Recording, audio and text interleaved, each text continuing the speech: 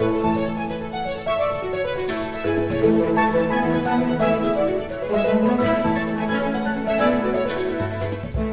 or near the ground, right? Under the ground in a lot of cases. The burrowing owl is a native of North America that typically lives in the plains and lives in conjunction with a lot of other animals, the ones that dig the burrows. So in most cases, they're not using corrugated plastic burrows in a fake mound made by me. They're using holes dug in the ground made by groundhogs and prairie dogs and badgers and other animals that live in and under the ground. Why would living under the ground be something that this strange owl might do? What benefit does that give them? Well, it's small, and so like other things can attack it and probably hurt it.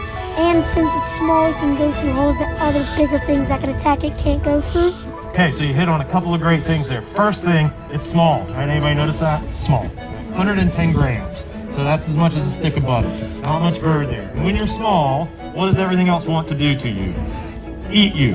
Right? You said catch you and hurt you, but it's even more than that. Right? They want to eat her. Right? She's prey for lots of other animals. So by getting under the ground, that's good. That protects me from all of the predators in the broader sky. That's a benefit. And because she's small, she can use these tunnels that other animals have dug. So that's good. The holes also provide some safety for their eggs. They not only hide under the ground, but they nest under the ground. So there's some insulation there and protection of those eggs. Now it is important to note that they're connected to those other animals. So most burrowing owls don't dig their own holes. So what happens if something goes wrong with the prairie dog population, or the ground squirrel population, or the badger population? What happens?